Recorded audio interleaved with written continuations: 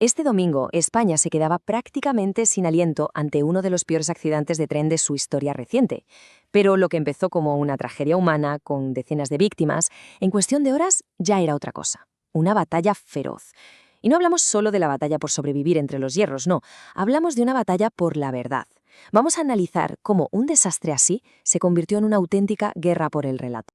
Para entender de verdad la magnitud de esto, creo que hay que empezar por la gente que estaba allí, por quienes lo vivieron en primera persona. Hay una frase que se repite una y otra vez en los testimonios y es esta: es como una película de terror. Pocas cosas pueden resumir mejor el caos y el pánico absoluto que se vivió ahí dentro.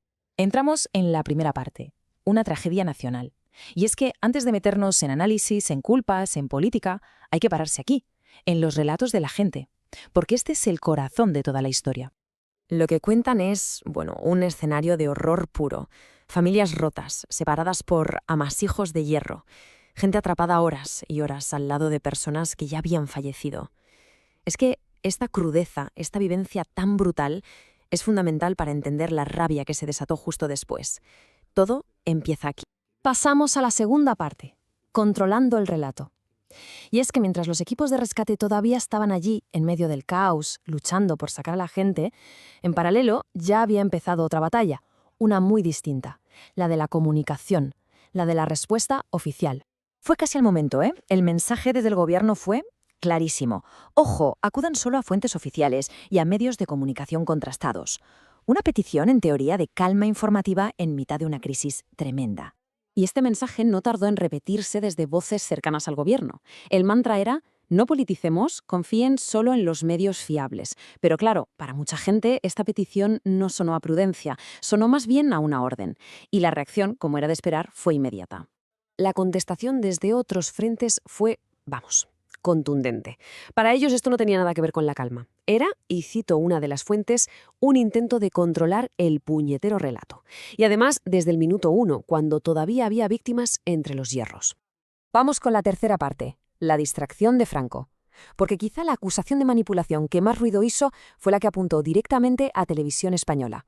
El de hoy es uno de los accidentes ferroviarios más graves de la historia de nuestro país y es el que más víctimas mortales se ha cobrado desde que en el año 2013 descarrilara el Alvia en la curva de Angrois, donde murieron 80 personas en Galicia.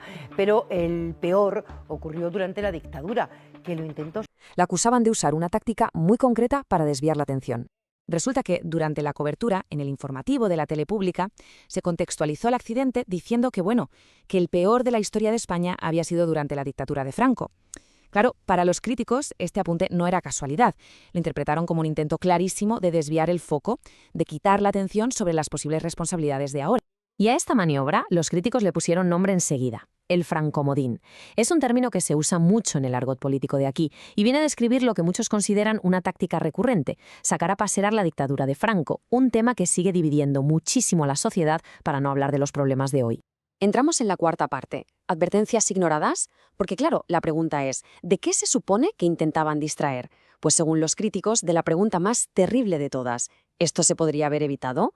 Porque ya empezaban a salir a la luz acusaciones de negligencia muy, muy serias. Y esta es la cuestión clave, la que alimenta toda la polémica. ¿Qué causó el accidente? Porque las sospechas, y esto es lo importante, no apuntaban tanto a un fallo humano, sino a problemas graves en la infraestructura, en la propia vía. Las fuentes hablan de varias cosas. Por un lado, un posible fallo del material, lo que se llama fallo por fatiga. Por otro, de vibraciones y botes muy fuertes que, al parecer, tanto pasajeros como los propios maquinistas llevaban tiempo denunciando. Pero la acusación cogió una fuerza brutal cuando el propio ministro de Transportes tuvo que salir a admitir que sí, que efectivamente había roturas en esa vía. Y luego está esta frase que se le atribuye a un maquinista antes del accidente. Es que pone los pelos de punta. Algo va a pasar. No sabemos cuándo, pero algo va a pasar. Lo que sugiere es tremendo, que entre los propios trabajadores ya existía la sensación de que había un riesgo real inminente, de que las vías no estaban bien. Y por si todo esto no fuera suficiente, algunas informaciones añaden una capa más al asunto, una posible trama de corrupción. Se está investigando si la mala calidad de algunos materiales, como la piedra que sujeta la vía, el balasto, podría tener que ver con alguna adjudicación irregular. Quinta y última parte, una batalla por la verdad. O sea que el panorama es este. Tenemos dos relatos completamente enfrentados. Por un lado, la idea de un accidente inevitable, una fatalidad, y por el otro, la de una negligencia que se venía avisando. Y claro, el debate público se rompió por la mitad. Y este es el campo de batalla dialéctico. Unos dicen, lo de la vía rota es un bulo de la ultraderecha. Los otros responden, perdona, es que la propia investigación apunta a eso. Unos dicen, hay aves carroñeras usando la tragedia para difundir odio. Y la respuesta, oigan, nuestros impuestos deberían servir para salvar vidas. Y finalmente, al clásico no politicemos la tragedia, la contrarréplica es directa. Claro que sí, hay que pedir una auditoría de todas las infraestructuras y exigir responsabilidades. Al final, más allá de las víctimas y de todo el dolor, la tragedia deja una pregunta flotando en el aire. Si la versión oficial te pide calma y que confíes, pero al mismo tiempo hay denuncias que apuntan a una posible negligencia mortal, ¿en quién se puede confiar? Está claro que, después de la tragedia, la batalla por la verdad no ha hecho más que empezar,